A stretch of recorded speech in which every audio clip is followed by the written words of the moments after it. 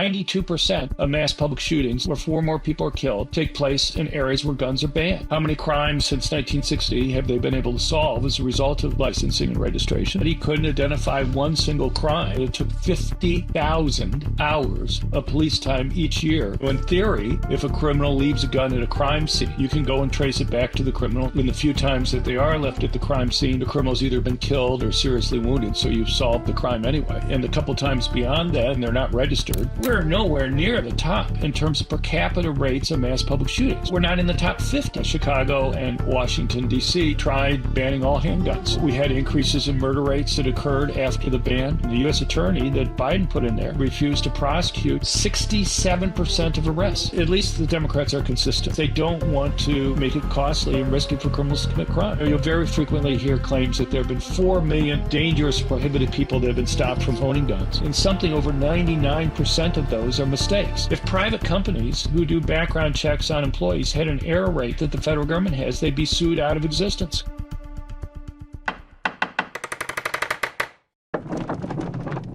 John, welcome to the show. Thank you for joining us today. Oh, no, it's great to talk to you again. Thanks for having me on. Well, I felt that this is a much needed episode after meeting you in person a couple weeks ago here in the Philadelphia area, because I think the discussion at dinner that we had and many others had was eye-opening for me, at least, in terms of the extent to which the government, the media, and politicians generally are abusing data and statistics to paint a scary narrative around gun control specifically. And one of the things that you said in response to the question that I asked you really shook me, because it was, and I think we should explain the data behind it, but I asked you if gun registers serve any purpose other than bagging and tagging individual gun owners in the country to eventually track them down and take their guns. And your response was that you've come to believe that that is exactly why these registries exist. Yeah, look, I mean, everybody wants to be able to go and solve crimes, but, we have a lot of data on this. We have parts of the United States that, they're relatively small parts, but parts of the United States that have registration, licensing of guns for many decades. Hawaii has had registration, licensing of guns since 1960. Pennsylvania, that you live in, has had essentially registration for handguns since the 1930s, pretty much complete since then, and earlier had it more sporadically. You've had places like Chicago and Washington, D.C. and New York, which have had registration and licensing. Maryland and New York had very extensive, even ballistic fingerprinting along with registration and licensing for 15 years before they finally ended it. And the one common thing that you see across all these that we have information on is that, outside of watching TV shows like Law and Order or something like that, or CBS's FBI, registration licensing just isn't used for solving crimes. In theory, if a criminal leaves a gun at a crime scene and it's registered to the criminal, you can go and trace it back to the criminal and solve the crime. The problem is that crime guns are virtually never left at the crime scene. In the few times that they are left at the crime scene, it's because the criminal's either been killed or seriously wounded, so you've solved the crime anyway. And a couple times beyond that they're left at the crime scene, they're not registered. And the once or twice that they are registered, they're not registered to the person who committed the crime. And so, and the thing is, these systems take a lot of resources. I testified in Hawaii a while ago about a law that was considering changing the registration licensing program there to make it even more restrictive.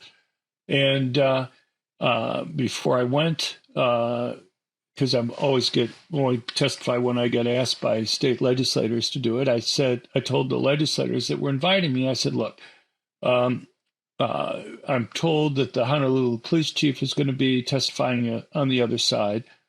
Ask him two questions in advance so that he has to be able to go and answer the questions beforehand.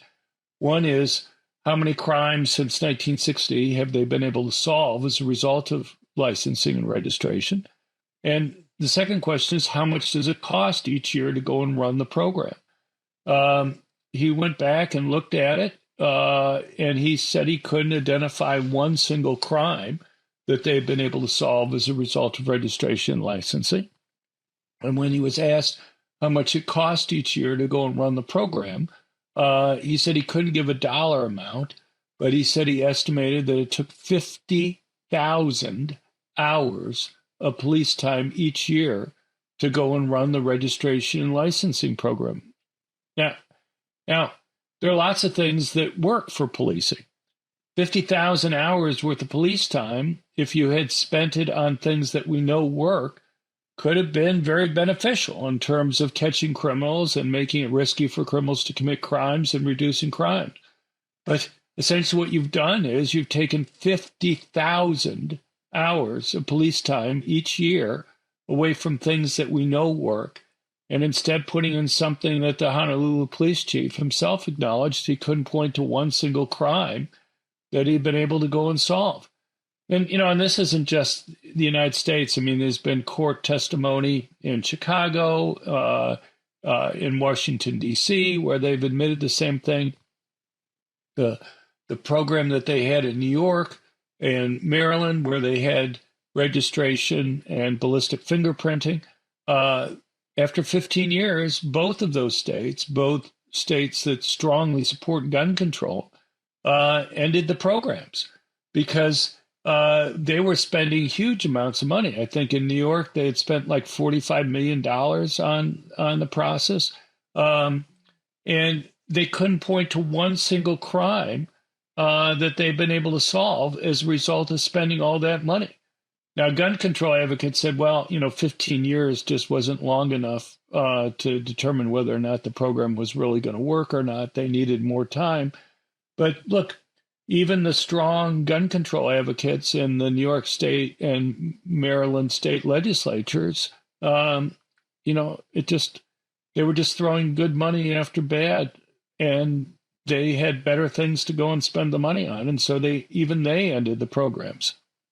This reminds me of something we deal with in the Bitcoin industry, which stems from the Bank Secrecy Act, all this KYC, AML compliance.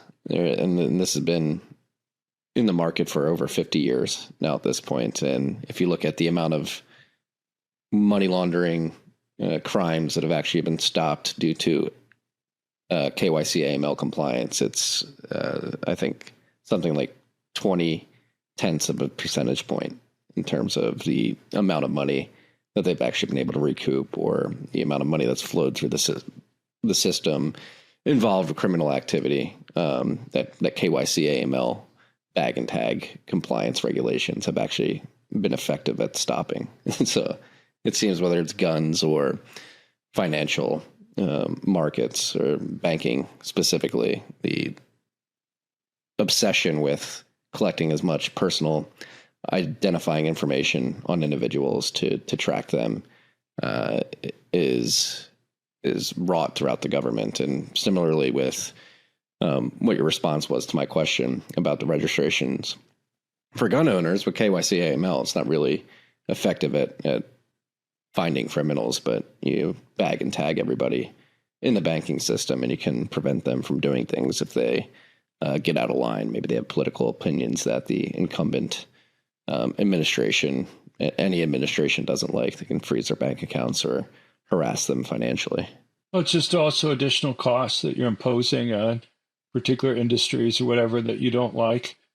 As an economist, it's pretty simple. You make something more costly, people do less of it.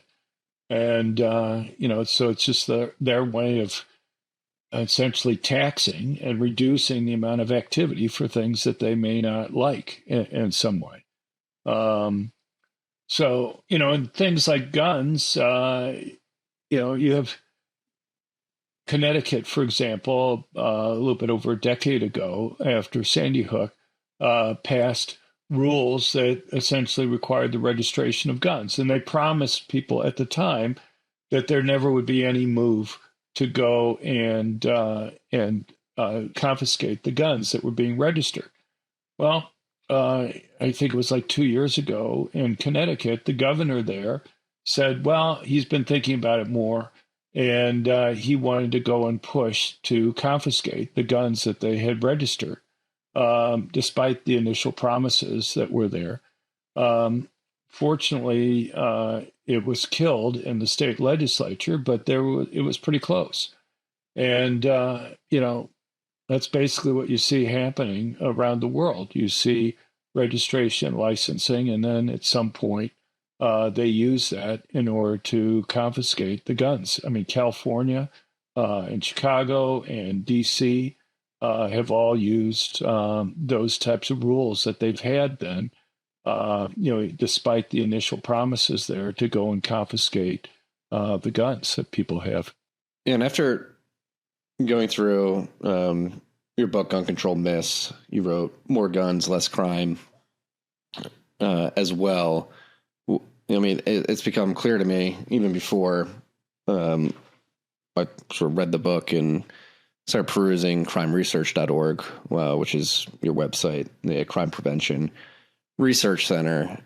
The media and the politicians play a big part in this, in the sense that they will cling on to a myth and run with it. And the unsuspecting public is, for better or for worse, definitely for worse, just conditioned to take what the media tells them through the boob tube and the politicians tell them from the pulpit and believe that it's true. But I think a lot of your life's work has been dedicated to proving that a lot of what they say is not true. And so with that in mind, right. Like, what do you believe are the biggest myths that are really driving a narrative that is not really seeped in fact or logic? Right. Well, it's almost hard to know where to start with regard to there are different issues that are here, just the general media bias. I'll give you one example of something that just is a pet peeve of mine, and that is when you have these mass murders, these mass shootings that occur, the media will very frequently talk about the diary or manifestos for these killers, but they leave out and just absolutely refuse to talk about what I think is kind of a central part of that, and that is why these killers pick the targets that they do. You have something like the Minneapolis school shooting that we recently had. In that case, the individual went through great detail about why he picked the target. He talked about learning from other mass school shooters, as well as these mass murderers in general, and about how they had picked gun-free zones, places where they knew their victims wouldn't be able to go and protect themselves. I don't know. I think that's newsworthy to know why these guys pick the targets that they do. But yet you will look in vain for any media discussions about why the attacker picked the target that he did. Not only did he want to go to a place where he knew none of his victims would have guns, it even affected the time of day of the attack, because he didn't want to go in the morning when parents were dropping off kids at school, or the afternoon when they're picking them up, because he was concerned that one of the parents might have a permanent concealed handgun that were with him. The Nashville school shooter a few years ago, even in that case, the police chief there at a press conference the day of the attack had read the diary for the mass murderer there, and he talked about how she had picked the school because she had considered other targets, but had declined to go after them because there were people with guns that might be able to go and stop her. You look at the Buffalo supermarket shooter. Again, he discussed in his manifesto why he picked the target that he did. He wanted to go to a place where he knew his victims wouldn't have permanent concealed handguns. And There's like literally several dozen of these mass murderers where they've made explicit statements about why they picked the target. But time after time after time, you will not see, and even though they'll talk about the manifesto, and even though like somebody like the Minneapolis shooter will go and talk about other school shooters, they'll go and say, well, he talked a lot about other school shooters, but they ignore why he was talking about them. And this goes, and there are many other cases where the discussion appears to be along similar lines, but it's more vague, that nobody draws the connection with, going all the way back to Columbine. And Columbine, the state legislature there at the time was considering final passage of a concealed carry law that would allow teachers and staff to carry permanent concealed handguns on school property. According to, even the New York Times had a front page story saying that Dylan Klebold and his dad were very upset about the law that was being considered. Doug Dean, who was the majority leader in the state house at the time, said that, separately to me, that Dylan Klebold had written his state representatives asking them to vote against the bill, saying that he was strongly against it. And what people ignore is that the day of the Columbine attack was the same day that just a few hours later, the state legislature was scheduled for final passage of the concealed carry bill that was there. Is it just a coincidence that this guy who is so upset about the fact that teachers and staff might be able to go and carry guns on school property picked the day that there was final passage scheduled for allowing teachers and staff to be able to go and carry? I can't draw as direct connection as I can in some of these other cases, but surely is suggestive. And so, that's just one thing. But look, there's a more basic issue here, and that is what the media covers. If the media constantly covers about bad things that happen with guns, but never talks about the benefits of people having guns, it's not too surprising that you're going to have people that are going to be against gun ownership. They think that if you just get rid of the guns, you're going to make places safer. And, I can give you tons of examples where the media simply doesn't cover defensive gun use stories. So you have something like the Pulse nightclub shooting, which at the time was the worst mass public shooting in the United States history. A week later, there was an attack at a nightclub in South Carolina. 3 people had been shot. The attacker was shooting at a 4th person when a permanent concealed handgun holder shot and seriously wounded the attacker, ending the attack. He still had something like 125 rounds of ammunition on him when he was stopped. The Pulse nightclub attack in Florida was still getting massive national and international news coverage for weeks, not just 1 week after the attack that had occurred there. But the attack in South Carolina didn't get any news coverage outside of the local media market that was there. One can only imagine if the permit holder hadn't been there and the guy had continued firing there, how much national and international news coverage it would have gotten.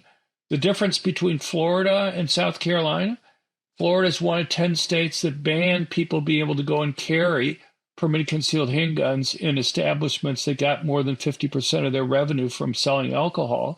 South Carolina was one of the 40 states that allowed people to go and carry. You look at the Parkland school shooting. Everybody knows about that. That was getting coverage for years after the attack.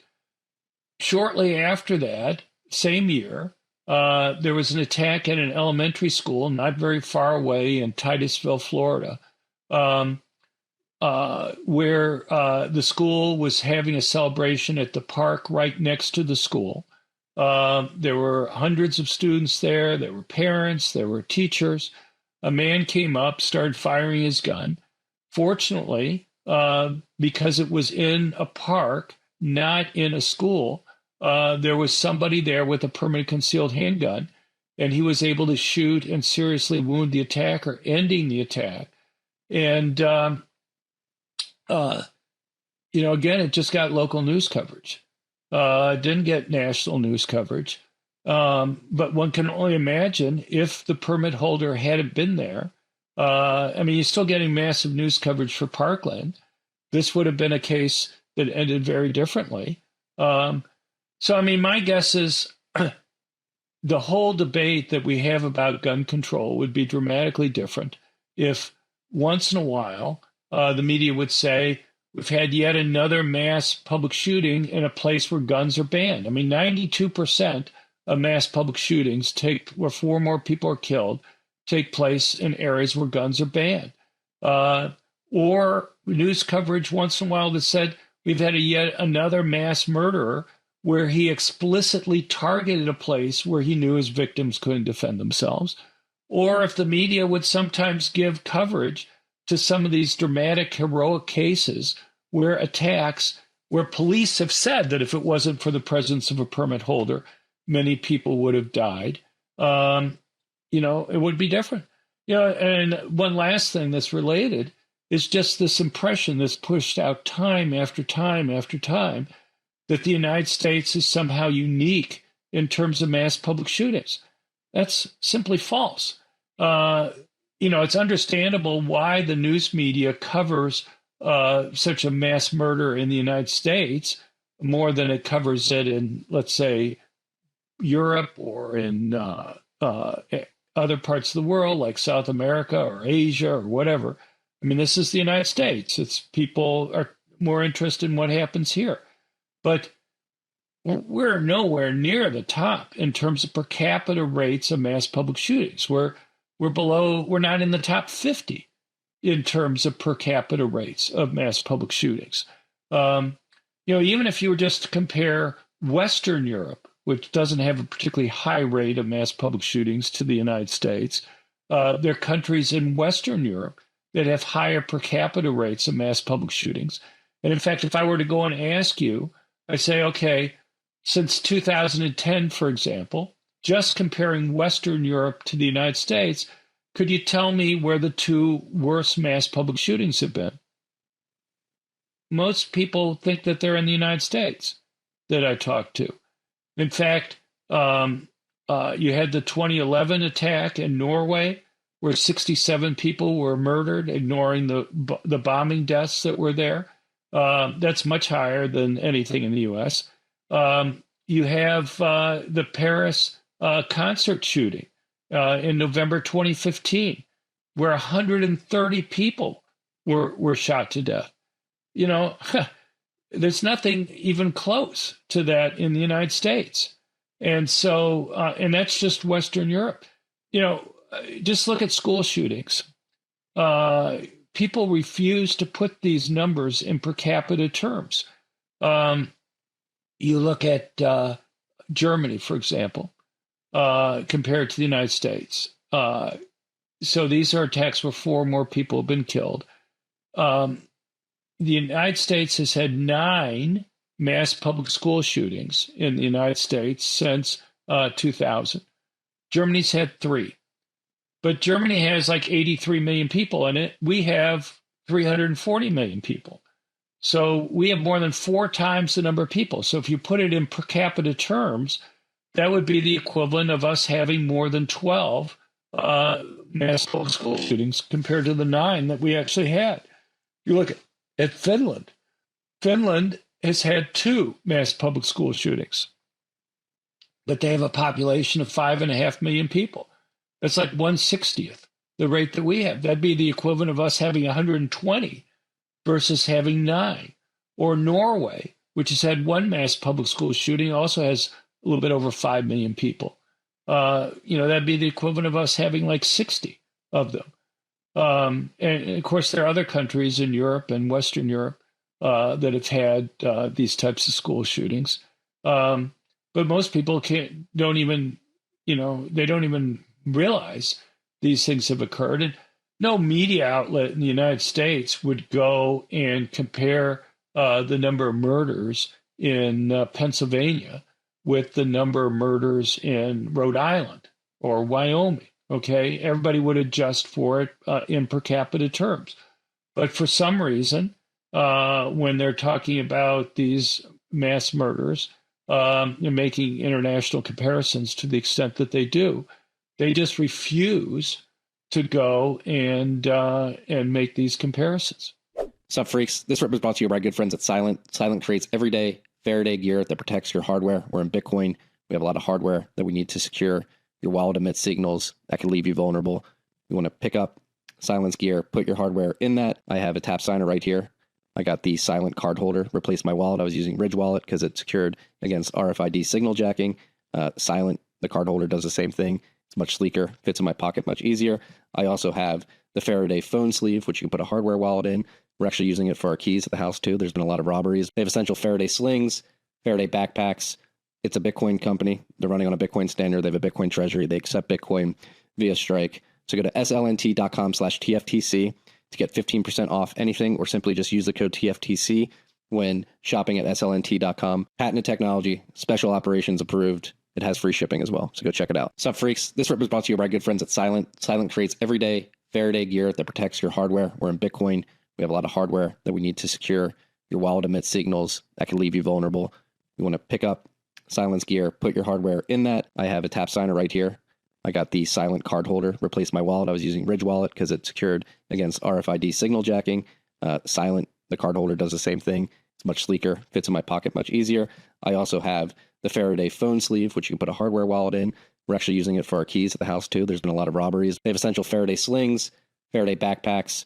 It's a Bitcoin company. They're running on a Bitcoin standard. They have a Bitcoin treasury. They accept Bitcoin via Strike. So go to slnt.com/TFTC to get 15% off anything, or simply just use the code TFTC when shopping at slnt.com. Patented technology, special operations approved. It has free shipping as well. So go check it out. Yeah, it's really astonishing. You said something earlier about they believe that if you just eliminate all guns and you disarm the society, crime will go down. But I think a lot of your life's work has proved the exact opposite. And I mean, I've seen this up close and personal when I lived in Chicago for 5 years, and in Cook County, guns are banned. And despite that, Chicago's one of the most violent cities in the United States, has some of the most gun deaths, and many years was the murder capital of the country. And it still blows my mind that people don't understand that you can ban guns, you can disarm the society, but that doesn't stop bad people from doing bad things. They're bad people doing bad things. If they are doing bad things, they're disregarding the laws already. And I think the work you've done to highlight that disarmed societies aren't actually safer is extremely important. Well, look, I mean, we have tried it, not only in the United States, but around the world. Obviously, Chicago and Washington, D.C. Tried banning all handguns for a while. And, you know, we had increases in murder rates that occurred after the ban. Chicago's handgun ban went into effect in November 1982. Washington, D.C.'s handgun ban went into effect in February 1977. In both of those cases, murder rates rose. They rose relative to other similarly sized cities dramatically. And, you know, but gun control advocates will tell you now, well, those were fair experiments, because unless you go and you ban guns every place, you know, people will go and get guns from the rest of Illinois or from Indiana or from Maryland or Virginia. But, you know, that doesn't explain why it went up. It may explain why it didn't go down the way they promised them to do. But there are other problems with it, too. And that is, there are countries where they've had the rule for the whole country that have seen increases in murder rates. There are island nations that have tried to do that, from Jamaica to the Solomon Islands to, you know, Republic of Ireland to the UK. And yet every single time that either all guns or all handguns have been banned, murder rates have gone up. You would think if on net guns are bad, as they want to go and claim, it should be easy to point to lots of places where you've banned guns and murder rates have gone down. And yet now, just out of randomness, you think once or twice when they banned guns, it would go down or at least stay the same. And yet you can't even point to one place where it's even stayed the same. And I think there's a simple reason for this, and that is when you go and you pass laws, you have to be careful that you're not primarily disarming law-abiding citizens. You may take a few guns away from criminals, but if you're primarily disarming the law-abiding citizens who obey the ban or other types of gun control regulations, you are making it easier for criminals to go and commit crimes. And that's basically what you see happening. One of the big kind of statistical errors that people make is what we call cross-sectional comparisons. So people on one side of the debate will go and point to Chicago. People on the other side of the debate will go and point to the UK. And they'll say, well, look, the UK has very low homicide rates compared to the United States, and they have very strict gun control. So it must be that the strict gun control is causing the UK to have a low homicide rate. And that's simply false, because the problem is that they had an even lower homicide rate compared to the United States before they had the strict gun control laws that they had. In the 8 years after the UK banned handguns in January 1997, the murder rate, or the homicide rate, in the UK increased by 50%. It only fell back down after that, after they had a massive increase in the number of police officers, basically an 18% increase in a 4-year period of time. But, the thing is, you can look at island nations that would you would think would be like the ideal experiment for them to go and ban guns. And yet, even in those ideal conditions, you consistently, every single time, see murder and homicide rates go up. And, to me, that's pretty strong, devastating evidence. People will point to some place like Japan also, and they'll say, look, Japan has strict gun control laws. They have about 400,000 people who are licensed to own guns in Japan, mainly for hunting purposes. And they have a low homicide rate. But the thing is, Japan has had pretty much the same gun control laws for hundreds of years. What you need to do is compare what happened to the murder rates before and after they changed their laws, and you just simply can't do that with Japan. But my guess is Japan, a lot of island nations have very, very low homicide rates. One thing I should have mentioned about the UK, there's an excellent book by a historian, Joyce Lee Malcolm, from Harvard University Press, called Guns and Violence. And, you have a city of London, the greater London area, had like 8 million people in it. In 1900, this is 20 years before they had any gun control legislation at all, guns very commonly owned. There were 2 gun murders in a city of 8 million people. There were 5 armed robberies. I can't even get my mind around having so few gun crimes in a place with that many people and no gun control regulations, and guns very commonly owned. In fact, the 1920 gun control law that they had in the first gun control law that they had in the UK had nothing to do with crime. There was no concerns about the amount of crime that caused them to have it. What happened was you just had the Bolshevik Revolution in Russia, and you had a situation in the UK where you had a lot of unemployed soldiers who had come home after World War I, and they were concerned that they could have their own Bolshevik revolution. And so they wanted to go and pass rules that would disarm basically lower and middle income people. with fees and other things. And so that's the reason why they passed it.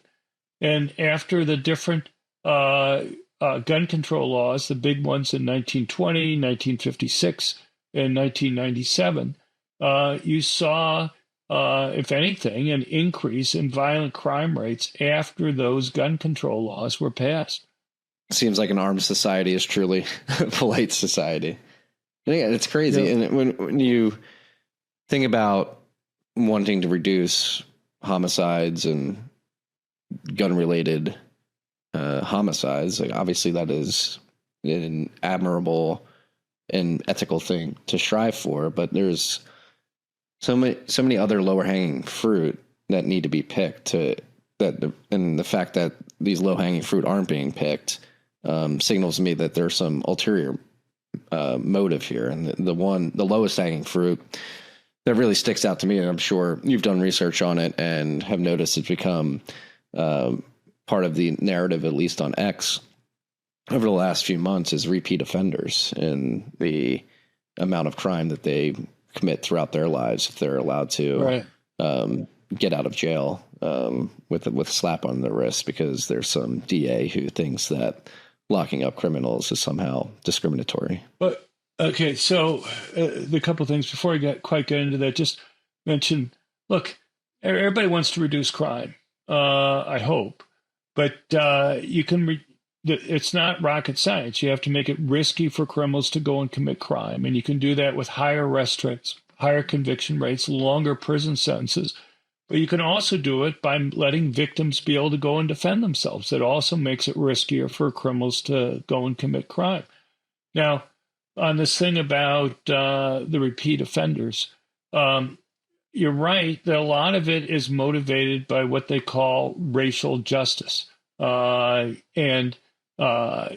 you have this notion out there that people in jail the percentage of different racial groups should be equal to their shares of the population. If 13% of the population is black, then 13% of the people in prison should be black. And you have people like Alvin Bragg, the district attorney for Manhattan and other places, the current governor, Josh Stein, in North Carolina, when he was attorney general, he had overseen a commission that dealt with kind of DEI policies for them. And you see this in many Soros-type prosecutors from across the country. Here's the irony, and that is, who do you think the victims of these crimes are? People tend to commit crimes against people who are similar racially and social-economically similar to the ones who are committing the crimes. 90% of blacks are murdered by other blacks. So if you want to go and be easy on the black criminals, what it means is you're being bad to the black victims that are there. So the question, if you care about racial justice, do you care about being fair to the black criminals, or do you care about being fair to the black victims? So when Trump did his federalization of law enforcement in D.C., you had many, such as Maryland's Democratic Governor Wes Moore, attack Trump as his policies for federalizing the law enforcement there as being racist, because he said, the only reason why Trump's doing this is because it's a heavily black city. Well, 96%, of course, the latest data we have is like from 2021, but up until that point, something like 96% of the murder victims were blacks.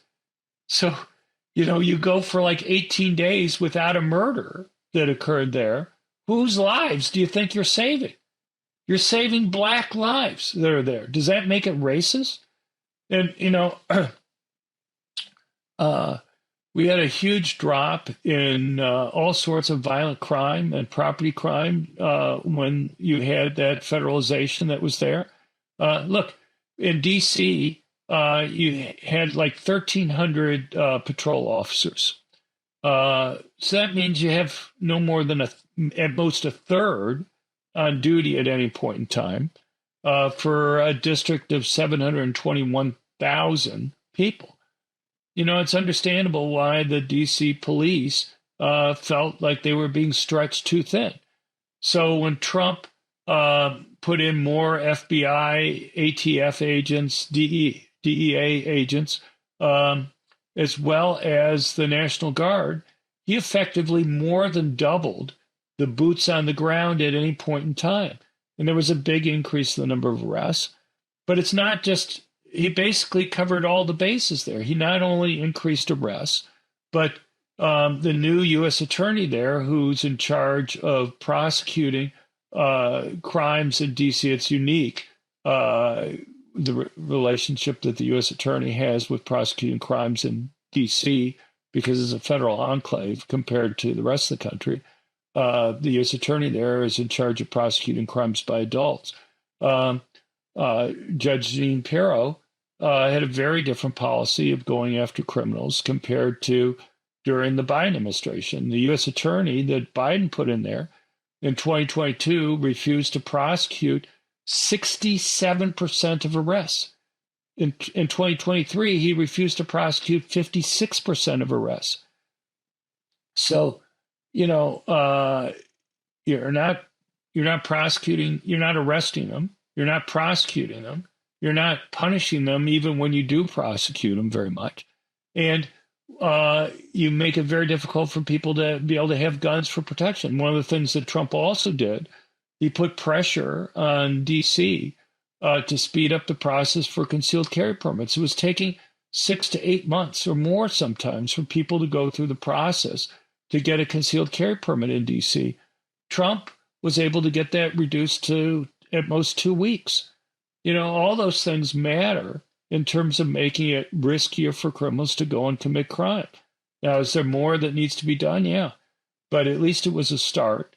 And you see similar benefits that are occurring in Memphis. So it's not getting the type of news attention that Trump's moving assets into D.C. got.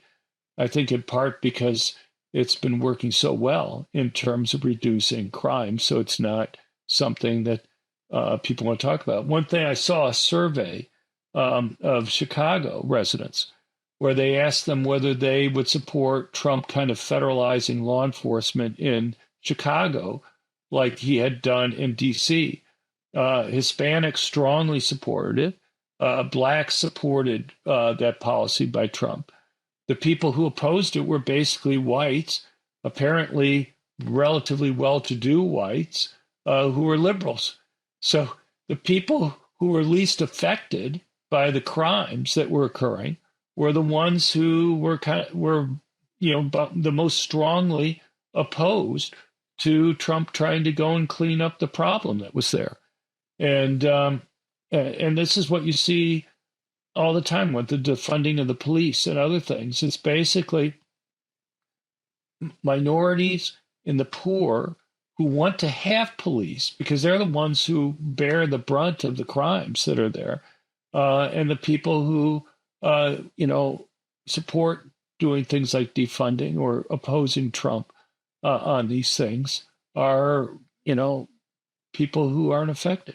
Secure your Bitcoin's future and your family's peace of mind. Too many heirs lose access to Bitcoin because there's no clear inheritance plan. We'll show you how to change that. On Wednesday, November 19th at 11 a.m. Central, join Drew Bonsall, the Chief Security Officer at Unchained, Jeff Vandrew, CFO and Chief Legal Officer at Unchained, and Joshua Preston, the CEO of Gannett Trust, for a live fireside chat on how to make your Bitcoin legacy secure, simple, and built to last. We'll cover transfer on death beneficiaries, which is a new Unchained feature for designating who inherits your Bitcoin and removes uncertainty for your family. Connections. Unchained vaults are uniquely built to let you share custody to help your heirs or trusted partners securely recover your Bitcoin when it matters most. And last but not least, estate planning. They'll go over how Gannett Wealth Advisors' expert financial guidance integrates with Unchained to protect your keys and your legacy. Bring your questions. This conversation is designed to give you clarity on how to make inheritance seamless with real Bitcoin, not IOUs. Go to unchained.com/TFTC to sign up. Subfreaks, healthcare open enrollment has started. It will roll through the end of January. Opt out of traditional health insurance, which doesn't care about you. It's impersonal. It's expensive. They deny an increasing amount of claims. Premiums are going up. You don't have to live this way. You can opt out. I opted out 4 years ago and joined CrowdHealth. I've been a CrowdHealth member, a very happy CrowdHealth member for 4 years. I've had 2 children, a couple of health events in that time period, and CrowdHealth has been there. You pay a monthly fee. You contribute to the crowd. We were paying $1,800 on Cobra as a family of 3. Now we're paying around $900 a month as a family of 5, and that's with CrowdHealth and direct primary care. You can opt out of health insurance. Go to joincrowdhealth.com/TFTC. You're going to get $99 a month for the first 3 months if you use the code TFTC. Joincrowdhealth.com/TFTC. You mentioned that the DC, the sort of actions that Trump's taken in DC specifically have had good effects, but there's more that can be done. In your mind, what is the ideal sort of policy to have towards crime to make sure you lower it and keep people safe? Well, you got to make it costly and risky for criminals to commit crime. And while the U.S. attorney there can go and handle adult crimes, juvenile crimes are not really being punished. You had a situation recently where a Doge employee, or former Doge employee, whose nickname was Big Balls, had been in DuPont Circle. Which is a nice area. It's not that far away from the White House. I've spent a fair amount of time over the years around that area. And he was trying to protect this woman that was there. He was savagely beaten by 10 juveniles. If you see in the pictures, he was very bloodied afterwards, had to go to the emergency room, had a concussion, had other problems that had occurred. When they arrested the individuals, the magistrate there decided not to hold them and release them. And then when they finally were convicted of the crime, she decided that they wouldn't serve any jail time. And one of the guys, I think, immediately committed another felony within like a week after he was caught for. So, if you don't make it risky for criminals to commit crime, you're going to still have more crime. Now, there are some long-term benefits from what Trump did, even though, they've pulled back on the federalization of the law enforcement there. And that is, they arrested a lot of people. So they were kind of taken off the streets. And as long as they're still off the streets, you have a small group of criminals who commit a disproportionate amount of the violent crime that's there. And so there'll be some continued benefit from that. But, it's you got to do other things. You got to keep it up. You got to change the laws there in D.C. You have to change the mind of the judges there. If it were me, I would make it so that the U.S. attorney could go and handle the cases involving juveniles too.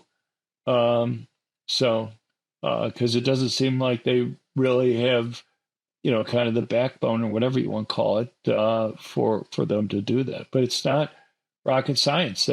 You go back to the 1960s, and Washington, D.C. had one of the premier law enforcement departments in the country. There's been decades where the arrest rates have plummeted, and and they're not punishing them, and so it's not too surprising that crime is much higher now than it used to be. And there are issues about corruption and manipulation with the crime data at DC, as well as other things. You've had a number of police officers who, at the risk to their own careers, have come forward with sworn statements saying that they were ordered to reclassify crimes. One homicide detective said that he was ordered to reclassify a murder as taking somebody to the hospital, which isn't even a crime. So it just, and others that would say you'd have lieutenants or others that would come down and basically make them reclassify felonies as misdemeanors. And so, it's and unfortunately, it's not only D.C. You've seen that in many other places. Chicago has had a number of accusations about that. New York City, Manhattan, for example. Alvin Bragg refuses to prosecute firearms offenses by criminals. He'll prosecute a firearms offense by somebody who's otherwise a law-abiding citizen, but not criminals. And one thing that makes a difference between aggravated assault, which is a felony, and a misdemeanor simple assault is often whether a weapon was involved. And the problem is that while the prosecutor is refusing to include weapons so that it gets downgraded from a felony to a misdemeanor, they put pressure on the police not to go and record that a weapon was used to begin with, because the prosecutor's office doesn't want to take all the kind of heavy lifting for reclassifying these things. They don't want to take all the blame for reclassifying, so they put pressure on the police not to go and record it to begin with. And so that doesn't go into their police reports, and then that doesn't get into the FBI data that's there, which only records the felony aggravated assaults and doesn't record misdemeanor simple assaults in comparison. So you have lots of problems in just kind of comparing crime data across cities. Why is do they truly want anarcho-tyranny? Is there a belief that there is discrimination, and so they feel it's their ethical duty to be light, to issue light sentences or declassify felonies to misdemeanors? Is it a narrative play that they really want it to seem like left-leaning social policies are successful? Right. Well, I mean, again, just because you're concerned about the race of the criminal, that means you're not concerned about the race of the victims. And criminals tend to harm others that are similar to themselves. And it's not just the direct victims of crime. You have the indirect victims of crime. You have someplace like Washington, D.C., where I mentioned you have a number of Democrats that were claiming that Trump's policies were racist there. You have stores closed because of the crime. Who's more likely to own a store disproportionately compared to other places in D.C.? It's blacks. Who works in those stores? Who shops in the stores that are closing or have to charge higher prices because of the crime? Oh, it's overwhelmingly blacks.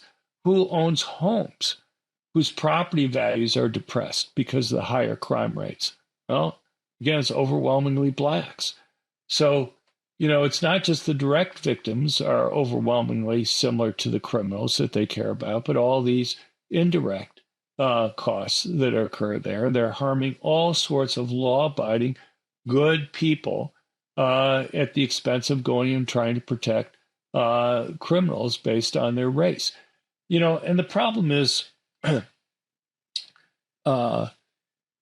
much broader in the sense that, look, at least the Democrats are consistent on this. And that is, they don't want to make it costly and risky for criminals to commit crime. And so they don't want to have higher arrest rates. They don't want to have higher conviction rates. They don't want to have longer prison sentences. And they also don't want to let victims be able to go and defend themselves. So they support very strict gun control laws.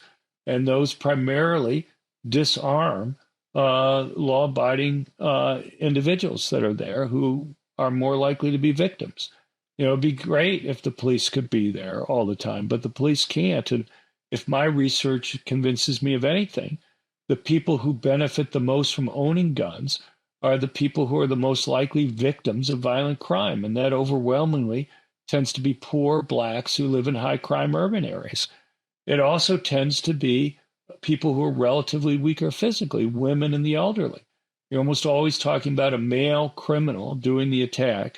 And when a man is attacking a woman, there's a much larger strength difference that exists there than a man attacking another man. So Democrats claim that they care about minorities. They claim that they care about women, and yet they make them much more vulnerable to these types of crimes. And, this discrimination across gun control laws, just consistently, these gun control laws primarily disarm minorities and the poor. I'll just give you one example that's, I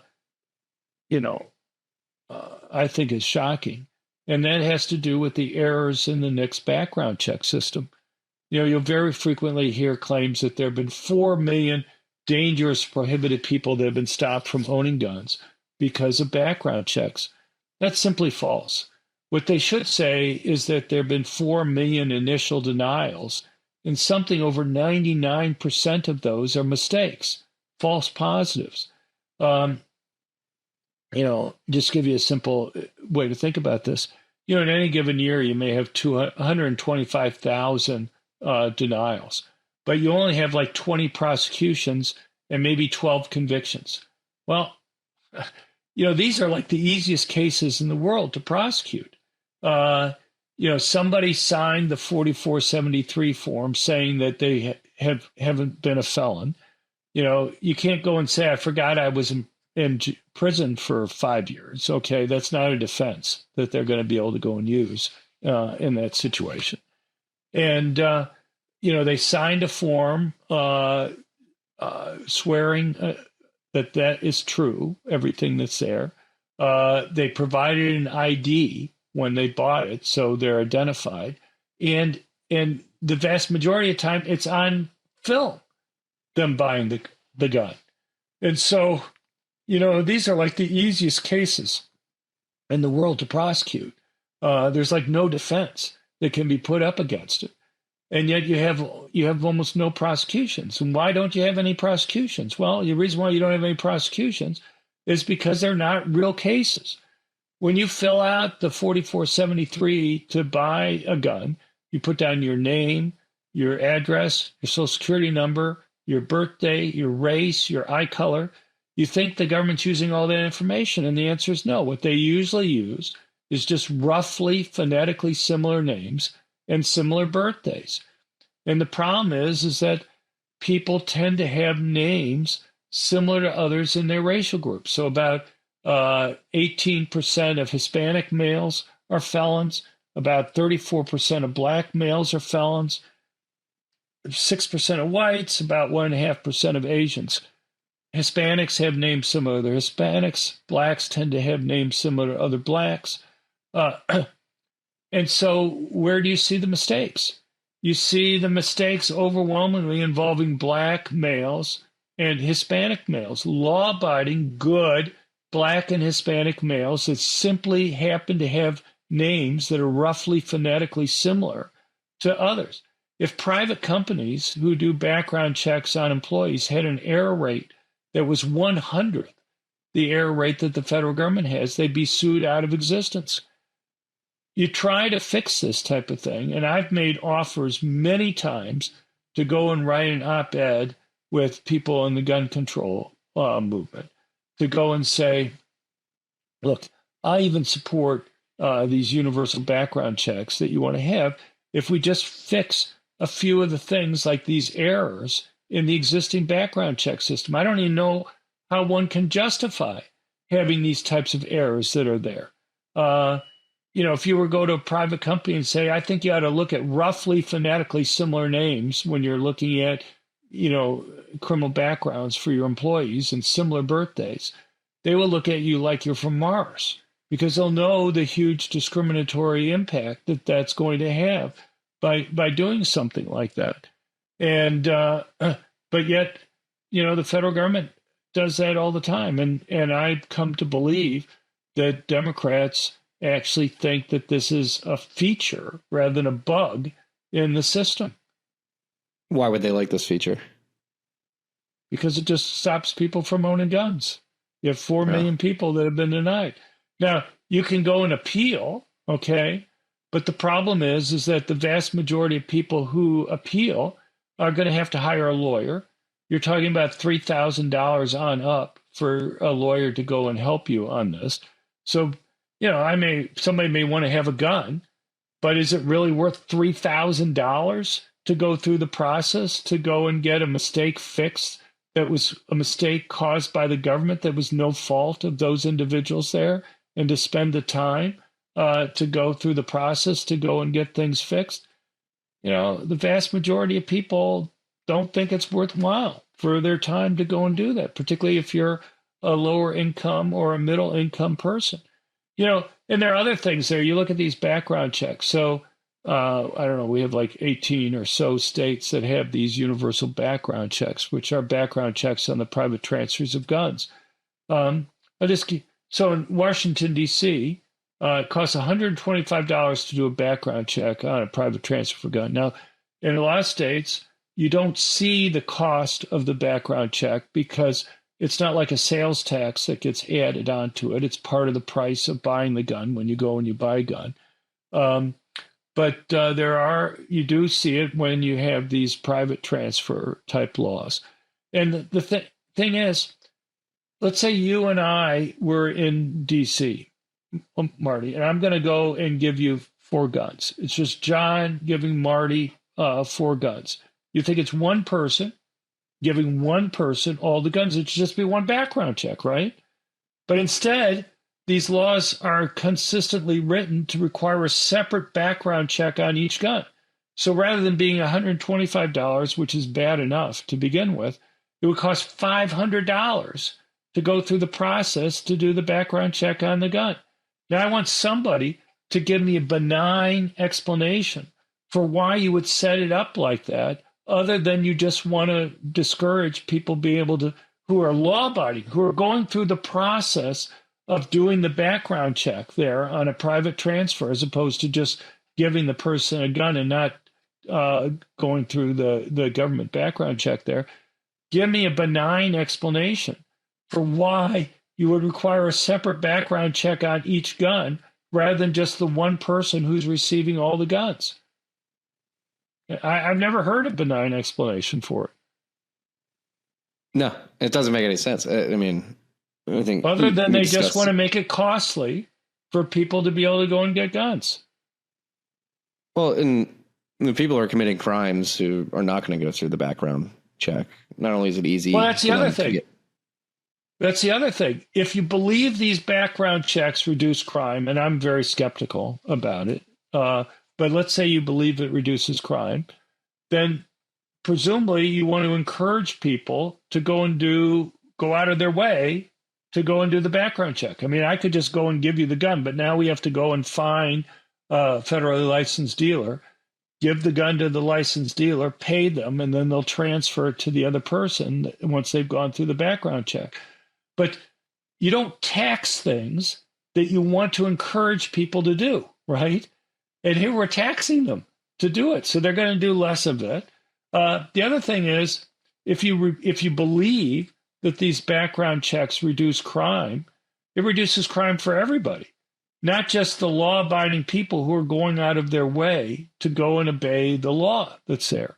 So as an economist, I would say the people who benefit should be the ones who pay. If everybody benefits, then everybody should pay for it out of general revenue.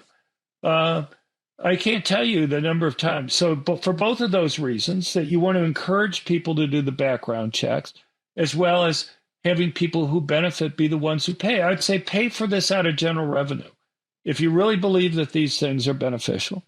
But Democrats will fight you tooth and nail against doing that. And to me, I look at that and I say, that just tells me they like the fact that there's a tax on people getting guns, and that's the benefit that they think that they're getting out of it.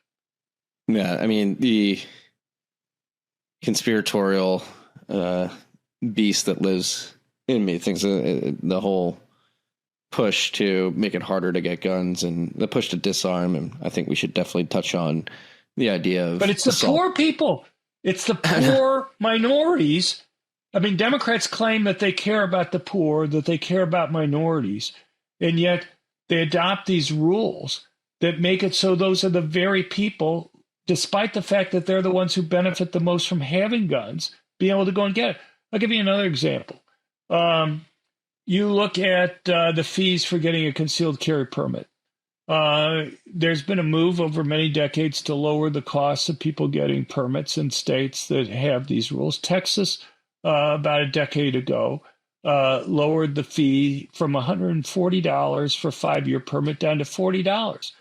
All the Republicans voted for reducing the fee. All but one of the Democrats voted against reducing the fee. So, the thing is, when you saw the reduction in the fees, there was a big increase in the percentage of the permit holders who were Black.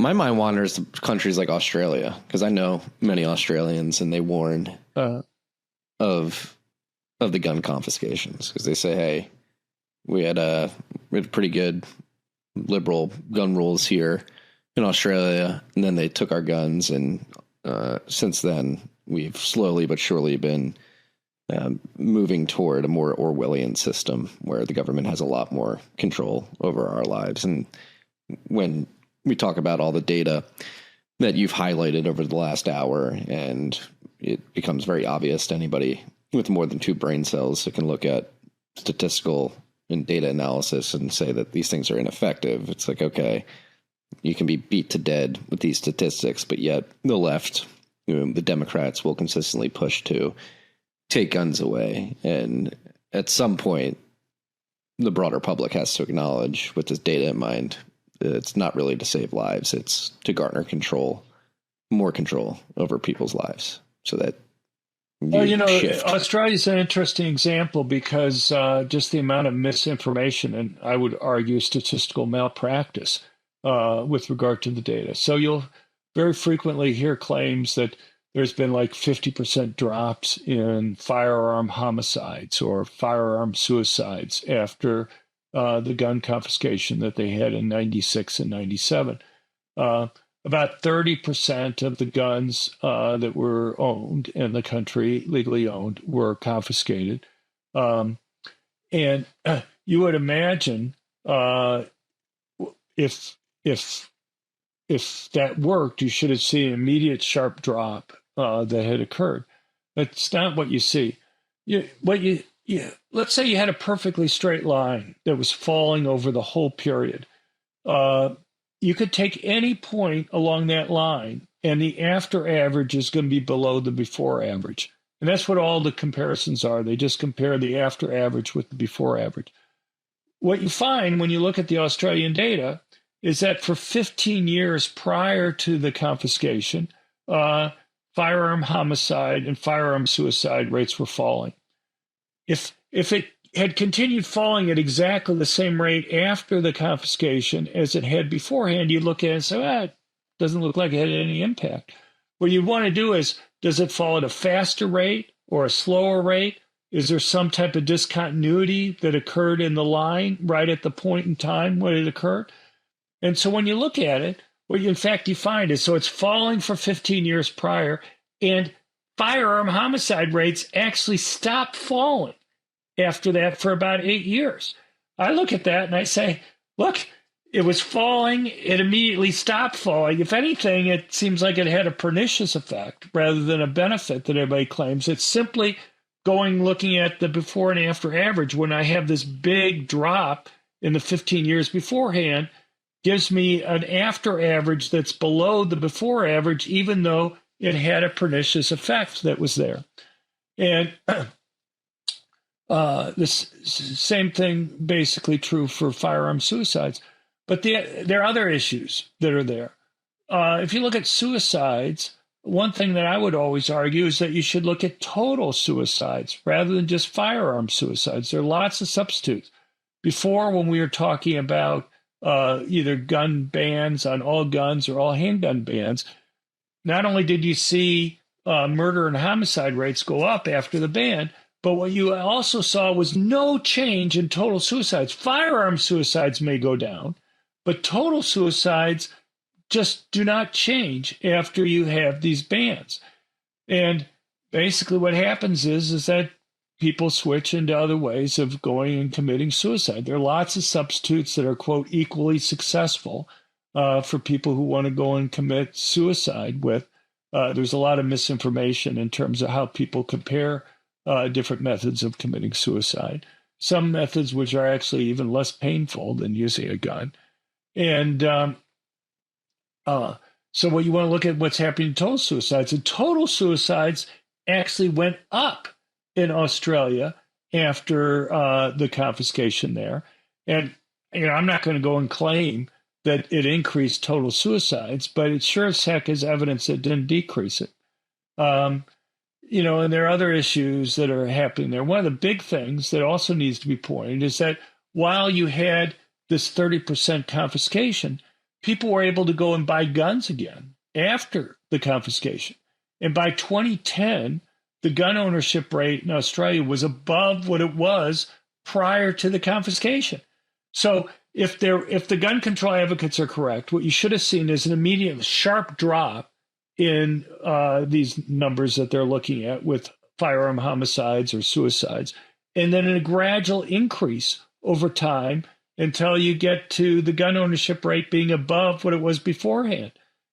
Probably about a decade later, it would have been above what it was beforehand. That's not what you see. You don't see this immediate sharp drop and an increase. You see it stop falling and basically flat afterwards. And so, it's on so many different levels. It's just, but, the New York Times and other things just keep repeating these false claims there about what impact it had on crime rates. And my guess is a lot of people in Australia, believe it just because, you talk about the impact of the media. The media is just constantly repeating the same things over and over again, just looking at just the simple before and after averages, which in this case, as in many others, is just very misleading. Well, another thing that's misleading too is I mentioned it earlier, but this fascination with assault weapons, AR-15s specifically. And one thing I think that you've done really well throughout your career, I was actually watching a C-SPAN interview you did 4 years ago, and you were highlighting that the assault weapons ban and the fascination with AR-15 is completely nonsensical because it is essentially a Glock that just looks different. Right. Well, most of the guns sold in the United States are semi-automatic guns. About 85% of the guns sold in the United States are semi-automatic. That's one pull the trigger, one bullet comes out, it reloads itself. There's a benefit for civilians having semi-automatic guns. If you have to fire more than one shot in self-defense, you may not have the time to manually reload your gun. So we have three types of guns. One is manually reloading. After you fire a shot, you have to yourself physically chamber another bullet. Another was semi-automatic, which after you fire, it reloads itself. And then the third is fully automatic or machine gun, which as long as you have the trigger depressed, bullets will get fired that are there. You just don't see crimes being committed with automatic weapons in the United States. The assault weapons ban just dealt with semi-automatic guns. And the thing is, you have something like an AR-15. It has a .223 caliber bullet. So that's a little bit less than a quarter of an inch in diameter that you have there. Essentially, it's the equivalent of a small caliber hunting rifle. So you ban basically the federal assault weapons ban. You had Senator Dianne Feinstein's staff go through gun catalogs, and basically based on how the guns looked, they would include them by listing their names, whether or not the gun was banned or not. And so the manufacturer could make some slight cosmetic change and rename the gun and be able to resell it.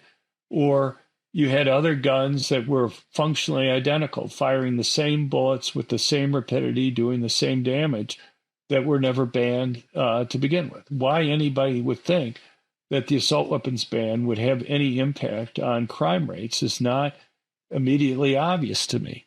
And in fact, the vast majority of academic research that's been done on this finds that it had no impact. The one thing that Biden and Democrats would constantly refer to is there's this one study by this guy named Louis Clarivis, who was at the University of Massachusetts at Amherst at the time, who has his own definition of mass public shootings.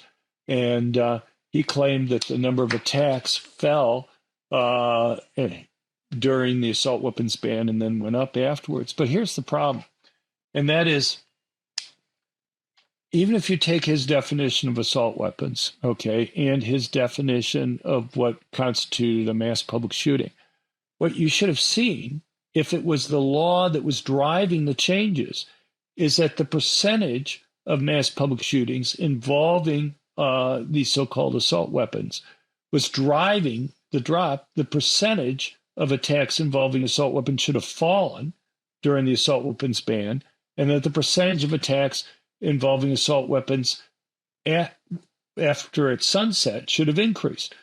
You see the opposite. Even using his data, when the assault weapons ban went into effect, the percentage of attacks involving assault weapons increased. So it can't be the fact that people weren't using assault weapons then was driving the drop then that was occurring. And when it sunset, the percent of attacks involving these so-called assault weapons fell. So, I don't know how much more simply you can make the point there about what's driving the change. There are lots of reasons why these numbers go up and down over time. But if it's the assault weapons ban that was driving it, then the percentage should have fallen during the ban and then increased when the ban ended. You got the opposite. What can we do, excuse me, to make this more obvious? Like, what do you, in your mind, what needs to happen to really? Shows like yours, I guess. I kind of feel overwhelmed with my center. We have like 5 people that work for us. We have a budget of about $400,000 a year. The federal government gives out $100 million a year for public health research on guns. We did a survey a while ago of academic researchers on who had published peer-reviewed academic research on guns, and criminologists and economists were very skeptical about gun control. The policies that they thought would be most likely to reduce murders and mass public shootings were things like getting rid of gun-free zones that we talked about earlier. But the public health people are most sympathetic to gun control, and they're the ones who get the federal money. Michael Bloomberg spends a couple $100 million a year on financing this. You have places like the Arnold Foundation, which has put in $50 million a year to places like RAND. You have other ones like Soros that puts in about $20 million a year. And then you have places like different states from California, which puts in $10 million a year to public health. Hawaii, New Mexico, across the country to Massachusetts, that put in, more millions of dollars into this stuff. So I don't know how they spend so much money on this type of thing. But, and you have these kind of biases in it. I wish we could go and hire another researcher to go and do this type of stuff. Maybe another research assistant to go and help us put data together quickly on these types of issues. But, we do what we can on these things. But it's being on shows like yours, to try to educate people on it. And nobody needs to take my word for any of this stuff. If they go to our website at crimeresearch.org and they click on any of the links that we have there for the studies and research that we do, what you'll find is that